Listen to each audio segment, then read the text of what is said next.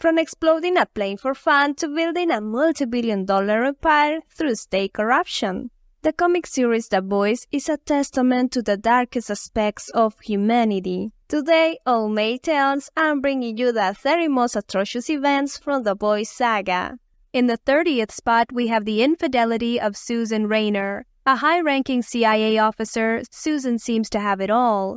A well-paid job, labor rights, a beautiful family, and a prestigious position in one of the most respected government organizations in the U.S. However, the position she worked so hard to achieve turns out to be purposeless and directionless. Susan always dreamed of reaching the highest levels of government to fight for the weak, but all she finds there is corruption and danger. The FBI is controlled by Vought and the U.S. military arms complex. The hostility of this deceitful environment leads Susan to develop symptoms of borderline personality disorder.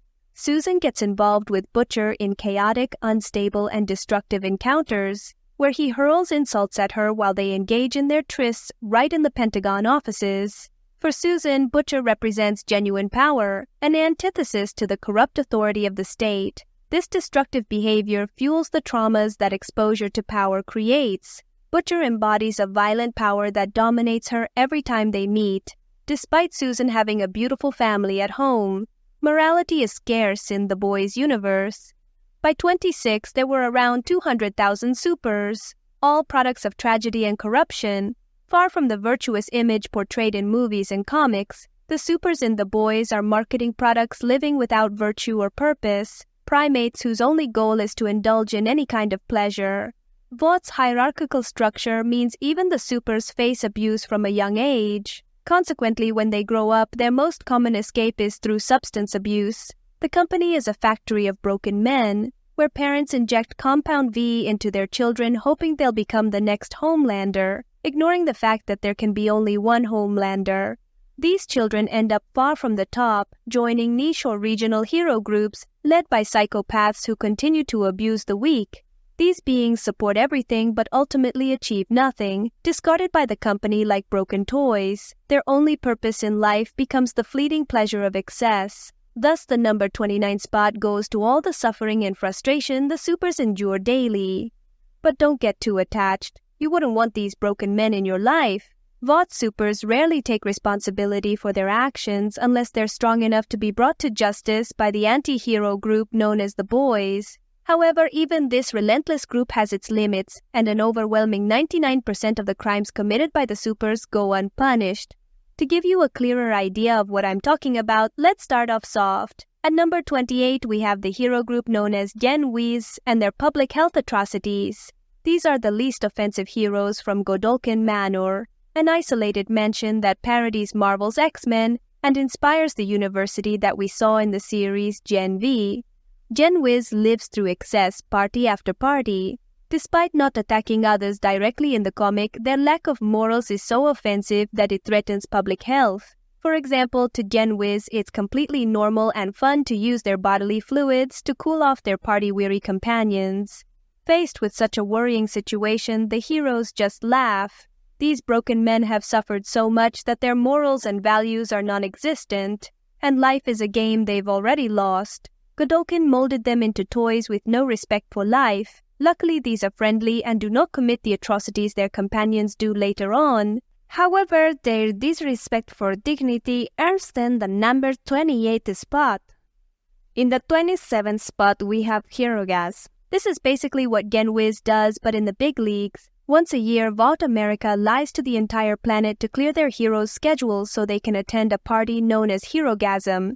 Here, the heroes do what they do all year, but on another level. This atrocious event knows no limits, representing the pinnacle of moral depravity. Isolated on a paradisiacal island for 3 days, the supers engage in free-for-all. Vought supplies them with women and every substance known to man, and some heroes even use the opportunity to climb the career ladder through dubious favors. The reason I place this event here is that it's a method for Vought to push their superheroes into moral depravity. However, we'll revisit this event because some occurrences are so atrocious that they deserve separate mentions.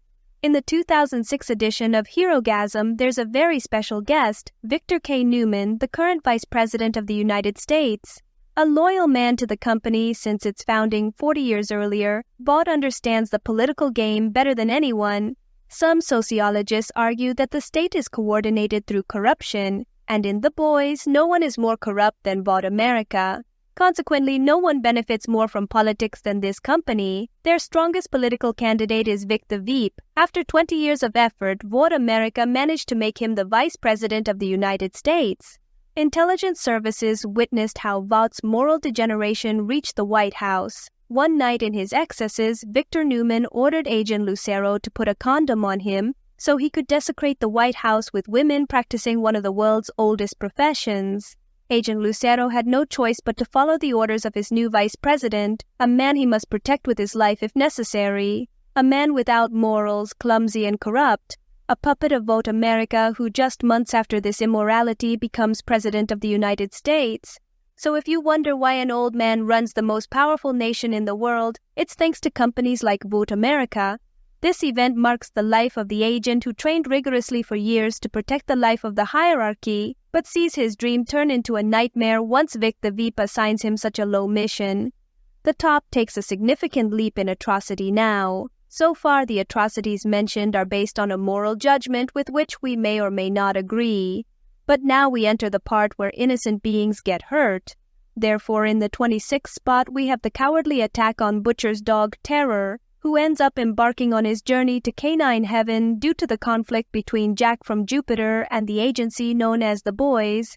This innocent creature plays an important role in the comics, representing the little humanity left in Butcher, a loyal companion through the traumatic death of his life partner. Unfortunately, Billy can't escape the hatred and desire for revenge that this traumatic event caused.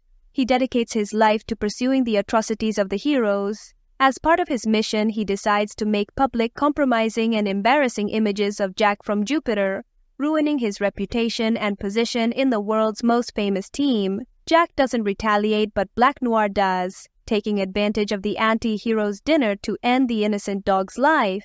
This event devastates Butcher. The dog is not just his pet but also his last symbol of humanity. Believing Jack from Jupiter to be responsible, Butcher avenges his loyal companion's death against the presumed killer, unaware that it was Black Noir's ploy to spark the final confrontation between the two groups.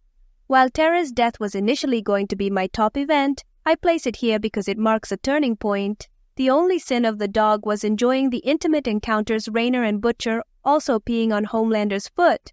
A pure and innocent soul who never deserved to end this way. Although it isn't shown graphically, it's theorized that the dog was injected with Compound V, meaning Black Noir had to go to great lengths with repeated and painful attacks. But speaking of innocent souls, in the 25th spot, we have the only genuinely good superhero group, the Super Dupers. A team just starting out, their only crime is enjoying good burgers and low-quality movies.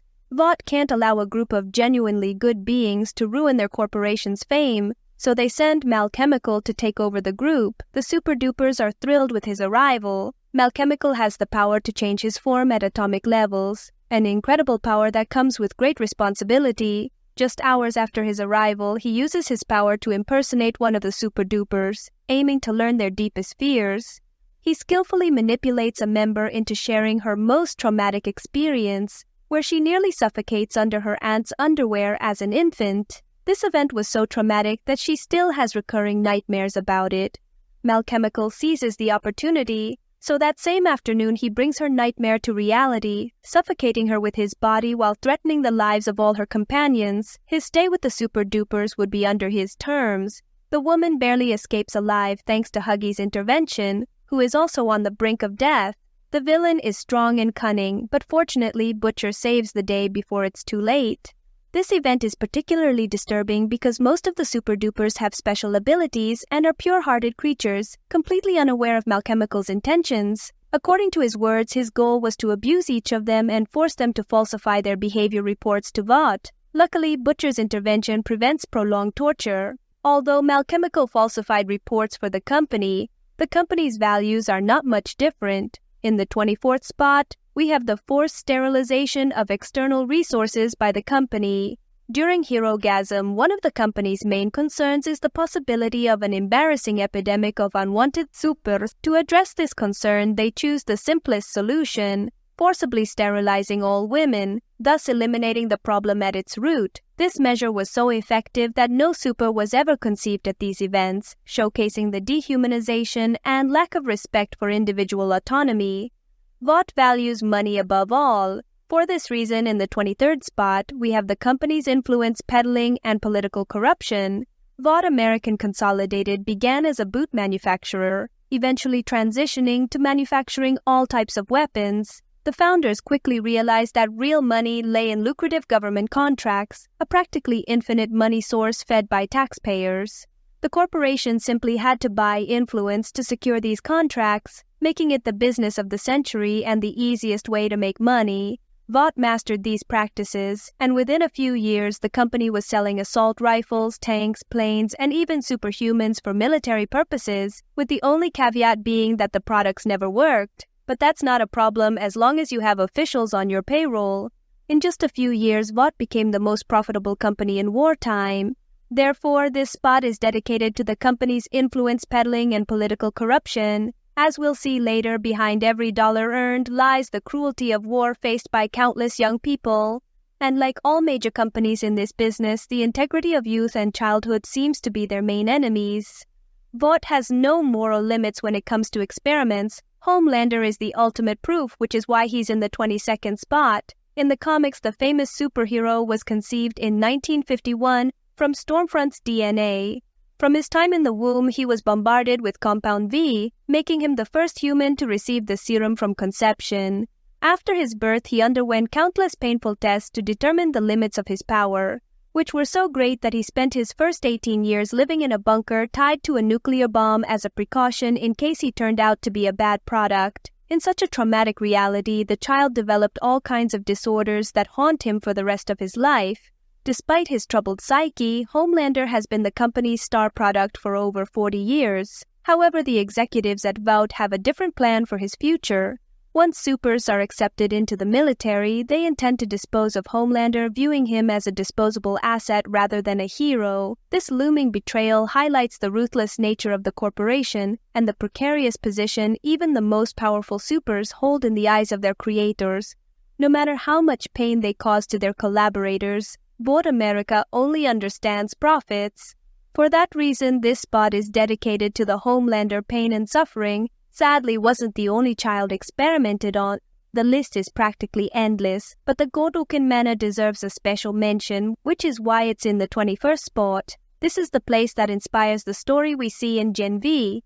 Unlike students, the residents of Goodolkin Manor are kidnapped children, taken by John Goodolkin, a cunning predator who uses candy and toys to lure innocent minds. In the comics, Goodolkin is a master manipulator, using dark psychology techniques like classical conditioning instead of violence. He associates his image with the idea of children becoming great superheroes. Through false kindness, children naively agree to get into his limousine, where they are taken to his mansion. Once there, there's no return. These kids are injected with Compound V weekly until their powers manifest. It's all fun and games until the children grow up. They turn into broken men who constantly exploit the younger ones, leading to conflicts that often result in injuries or death. Growing up in Goodolkin Manor is synonymous with degeneration, trauma, and a life filled with suffering, driving many young people to suicide. John Goodolkin, a maniac more interested in control and manipulation than money, clashes with the interests of his financiers, Vought America.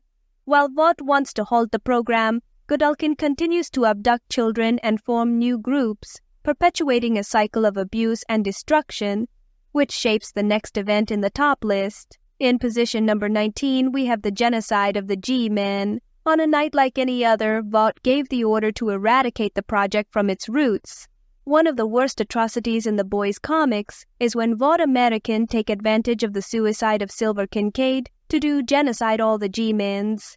More than 200 Supes died that night.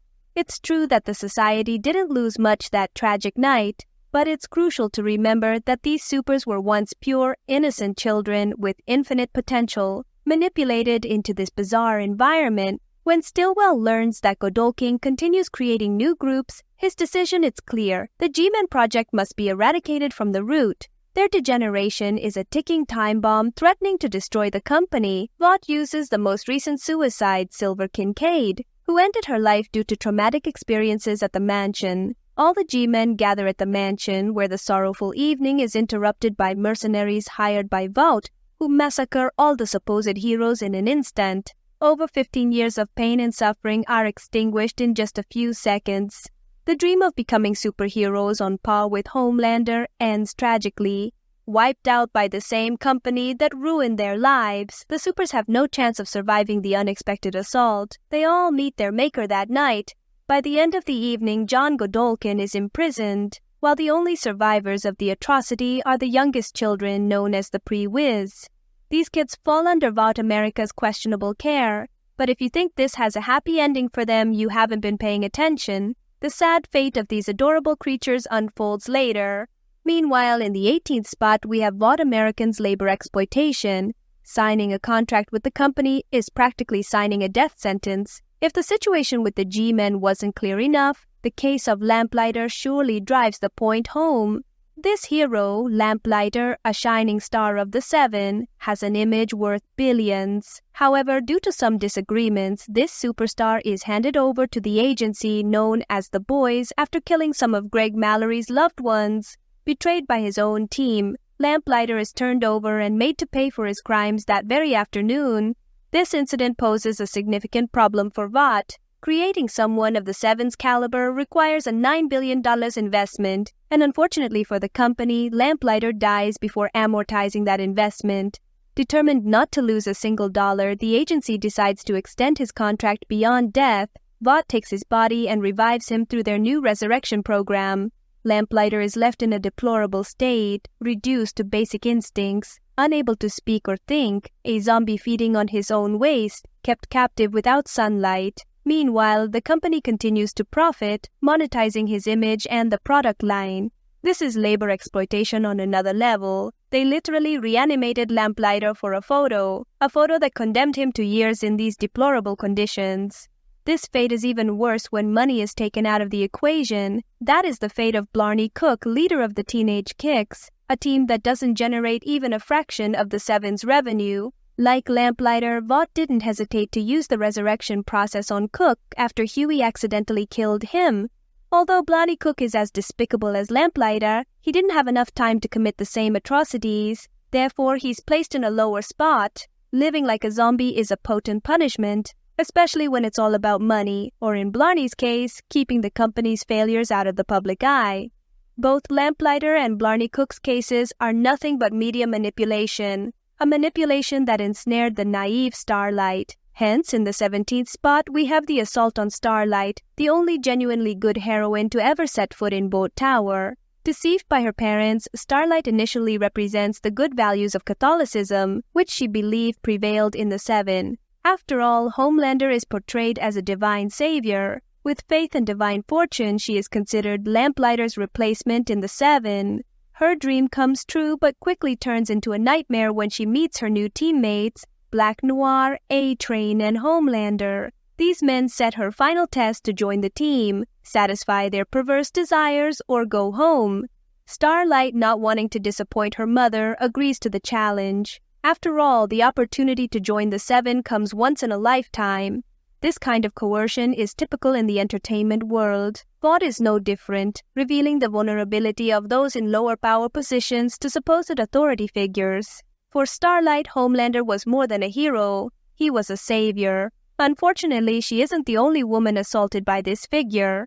A few years before Starlight's ordeal, Becky Butcher received an unexpected visit in her apartment. In the 16th spot, we have the event that shapes the series, the assault and murder of Becky Butcher. On an ordinary day, she made the fatal mistake of leaving the window open on the 20th floor. In the middle of the night, a male figure entered through the balcony, and the rest is history. While she didn't initially recognize the hero, marketing quickly made it clear it was Homelander. To add irony, he left her pregnant. Before she could process the situation, whatever he conceived in her womb abruptly emerged, causing her to bleed to death on the spot. All this happened in front of her beloved husband, Billy Butcher, who could only hold her as he saw her for the last time. With Butcher, Vought shows its worst side. Allegedly protecting their star, they framed the husband for murder out of jealousy. Becky's assault and death illustrate the danger of centralized justice. For Vought, saving their hero's reputation was too easy. The news never made headlines, requiring only a few political favors to bury the case. If not for Greg Mallory, the husband would have spent his life in prison, a story that repeats throughout the saga. 5 years after Becky's tragic event, we find our 15th position, the murder of the adorable Robin. On an ordinary day, Huey is having the best moment of his life with the woman he loves. Suddenly, in an instant, her weight is lifted from his arms, and all that's left are her arms. Robin was struck by A-Train, the newest blazing member of the Seven, who didn't even apologize. He leaves as if he had stepped on grass, leaving Huey devastated while the speedster continues on his path to impunity. That afternoon, a handful of lawyers visit the inexperienced young man, making him sign a waiver releasing the company from any legal action. One way or another, Vought is an expert at distorting the law, a practice they've mastered since World War II. As mentioned before, Vought American started as a boot manufacturer and then transitioned to making combat planes, an escalation that simply couldn't go well. In the 14th spot, we have the Pacific disaster. In 1945, during World War II, the Allied forces had to defeat the Japanese Navy. Just as they were about to win, the U.S. Navy received orders to return to the carriers to re-equip. There, pilots were given the F7U, Vought American Consolidated's first combat aircraft. Given the company's initial focus on boots, the aircraft was riddled with problems. It couldn't fight, and the engine caught fire if pilots pulled too many G's force in turns. The Japanese easily turned the tide, while American pilots burned in their own planes. Without combat aircraft, Japanese kamikazes hit the carriers, turning an almost certain victory into a nightmare. President Truman, upon hearing the news, ordered the dropping of nuclear bombs, killing 200,000 people. Without Vought's intervention, the war would have been won by the Air Force, and none of this would have happened. The infamous F7Us were relegated to a footnote in history books, with the media scandal focusing on the atomic bombs. The worst part is that a year before, Captain Greg Mallory had warned of the catastrophe. In the 13th spot, we have Vought American Consolidated's disastrous Operation Autumn Mist. In 1944, a year before the war ended, we found ourselves in an Allied camp regrouping after 6 months fighting the German Socialist Prime Forces. So far, their main challenge has been the American tanks manufactured by Vought American, which proved vastly inferior to the German Panzer. Captain Greg Mallory hopes the new version will give them the definitive advantage. However, all they receive is a defective product. The new tank is so useless that it can't even fire white phosphorus to mark its targets.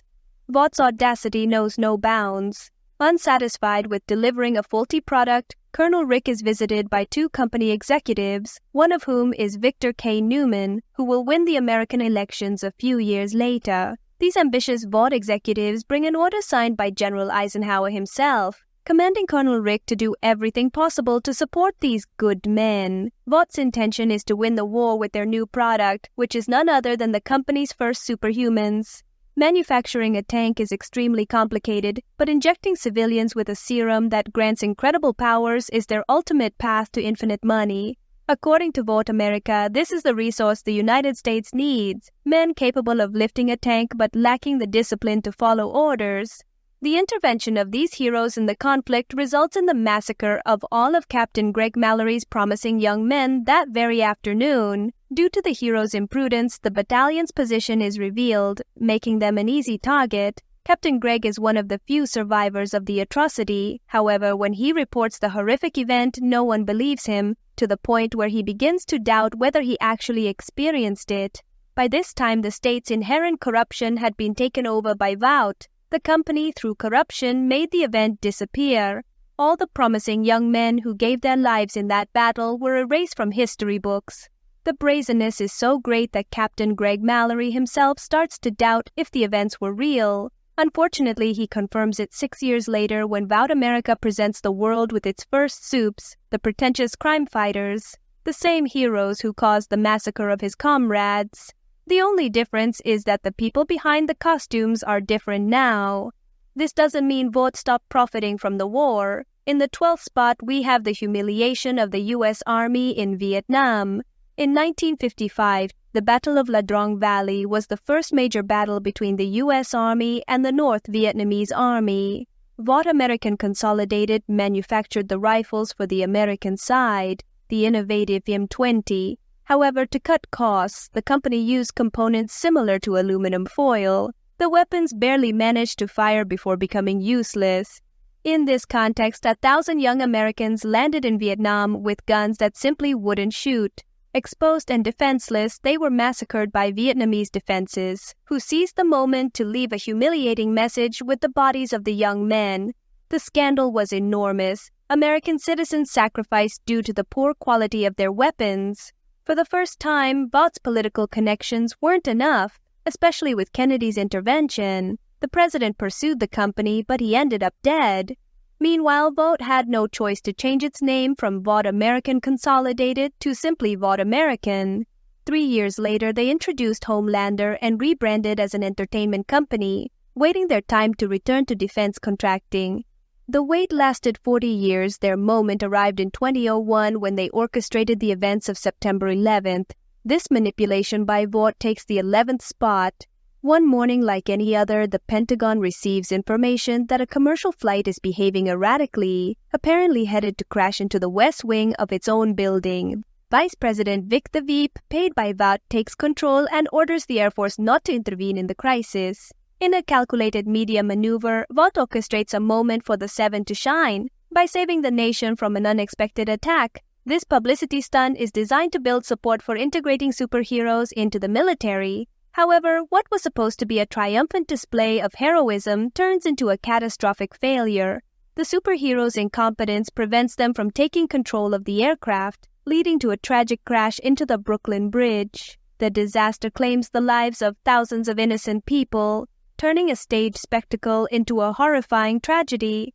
The government and Vought use their manipulation mechanisms to cover up the atrocity as a terrorist attack by Pakistan, which takes the fall. This gives the military-industrial complex the perfect excuse to start a war in that country.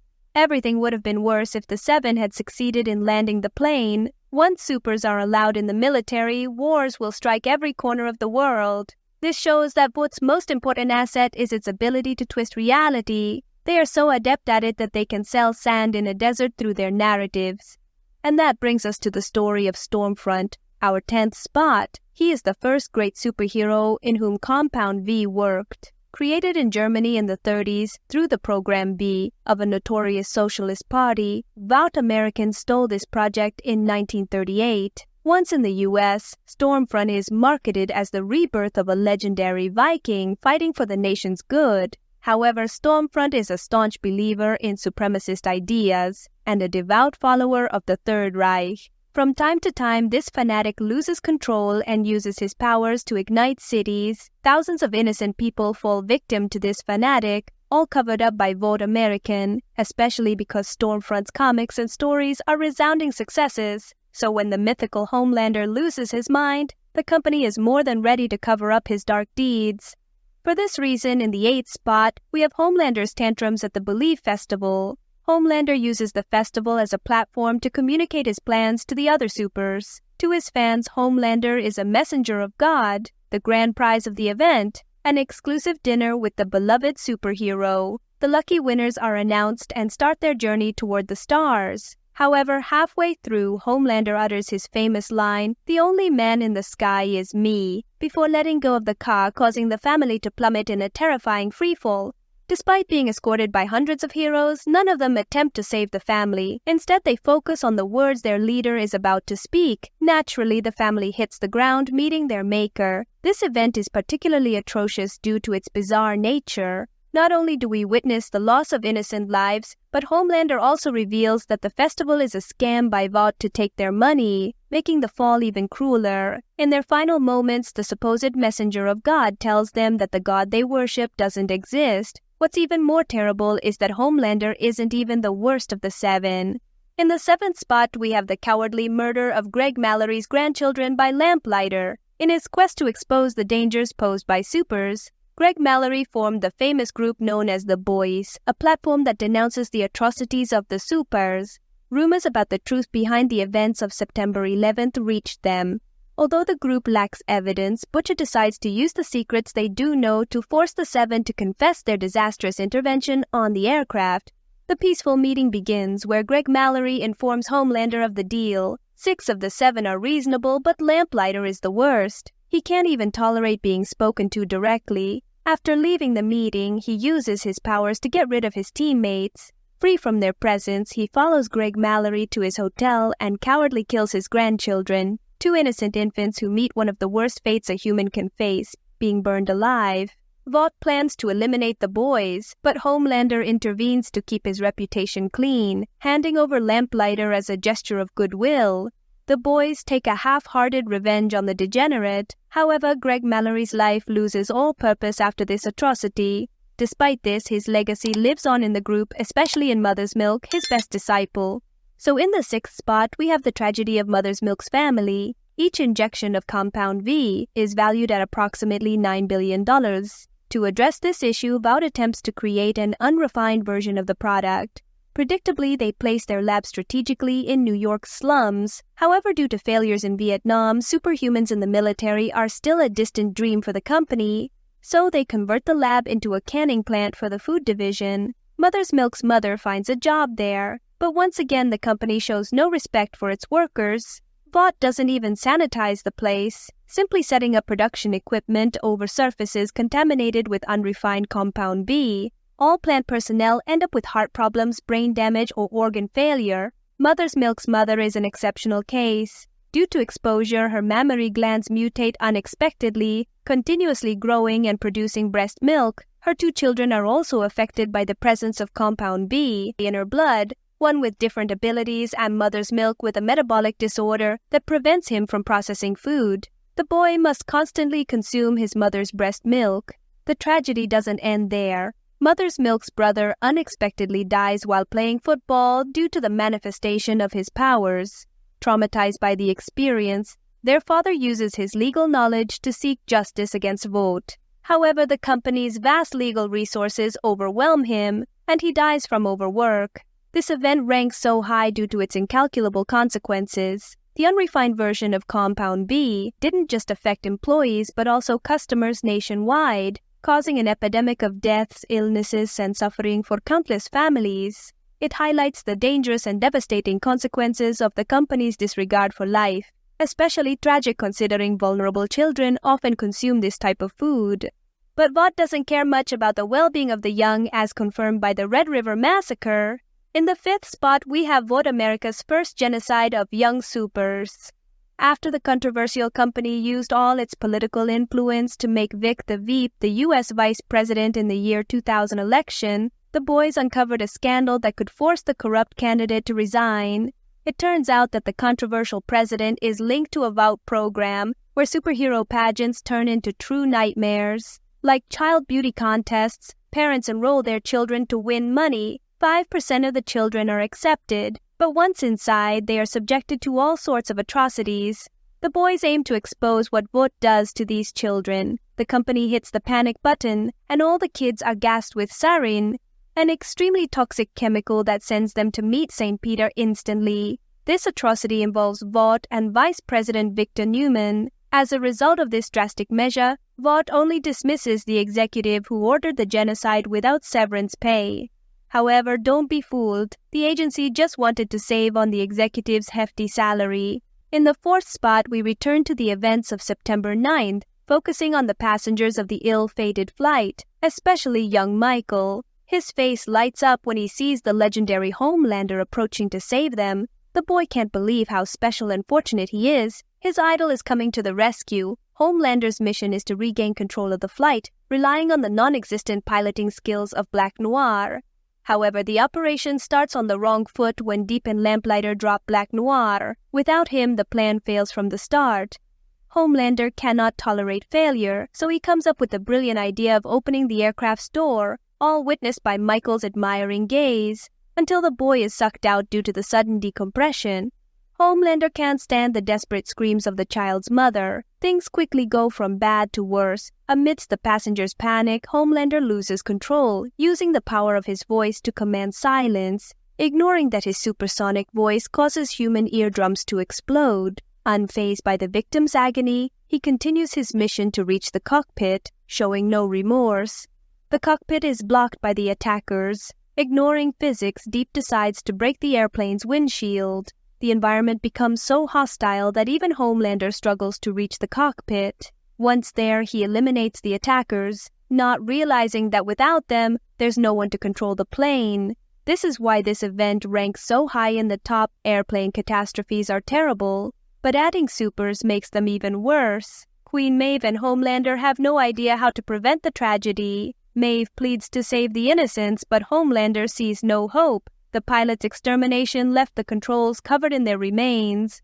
Finally, Marathon reaches Homelander and witnesses the hero deciding to abandon the plane. Homelander attacks Queen Maeve to escape, while the passengers beg him to save them. Homelander is so cruel that he considers leaving his companion Marathon inside. He manages to grab Homelander at the last minute, making Maeve the only hero left on the plane. She watches as the aircraft heads toward New York. Maeve attempts to escape, but unlike Homelander, the crew mimics Marathon and jumps on her in a desperate bid for survival. Maeve has no choice but to use her incredible power to break through the bodies, in a traumatic event that will haunt her forever. Once outside, Homelander adds the final touch. Marathon mentions the plane can't hit New York and that they must do something. Inspired, Homelander uses his body to impact the tail of the aircraft. The impact so strong that Marathon's head detaches from his torso. The rear of the plane avoids the collision, but the front hits the Brooklyn Bridge, killing thousands. An atrocious event that unfortunately does not compare to what happened in the next spot on the list. In this instance, Homelander repeats history just because he can. During Herogasm, Homelander is notified of a civilian aircraft passing near the island.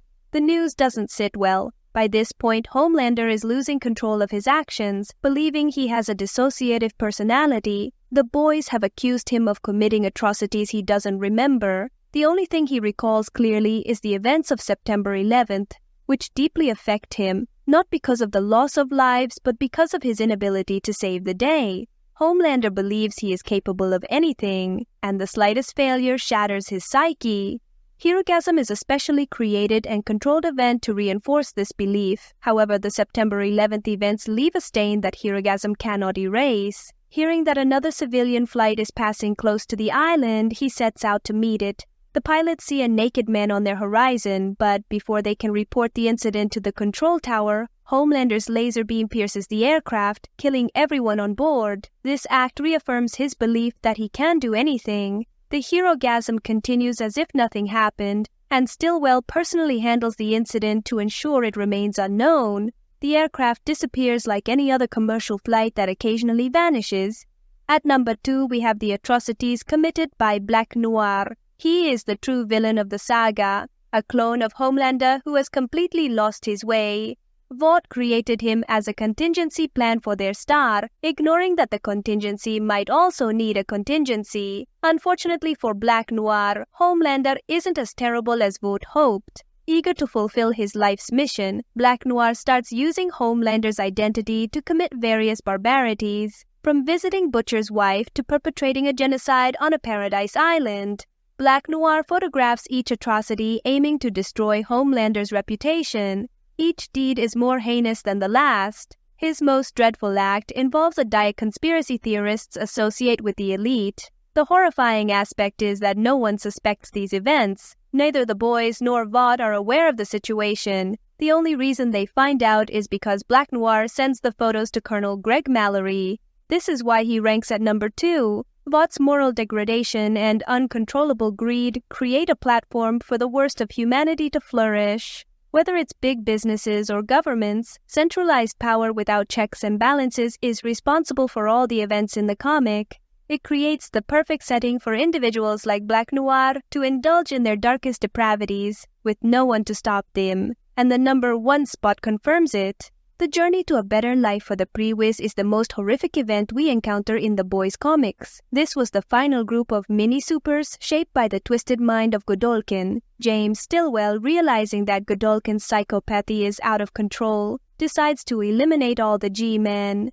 Meanwhile, the young children are reserved specifically to torture their adoptive father. Vought America is well aware of the atrocities Goodolkin commits in his mansion. These infants were not only kidnapped, but also suffered all kinds of abuse at the hands of their caregivers. The stories of these children cannot come to light, as it would be a Jeffrey Epstein 2.0 for the company. That's why Stillwell decides to kidnap and place the children in a container. The innocent kids encourage each other to get through the situation. Amid tears, they come up with a plan to escape this nightmarish situation, believing in the great heroes within themselves. But just as they are about to take action, the container is released into the sea off Iceland. These young supers aren't going to be the next Homelander, but rather just more victims of the powerful company. Unlike other events, this one was planned and executed by the company as an internal cleansing measure. No one outside of Vought knows the fate of the infants. This event is integrated into the comic to show us how often similar events have occurred without anyone having the slightest idea.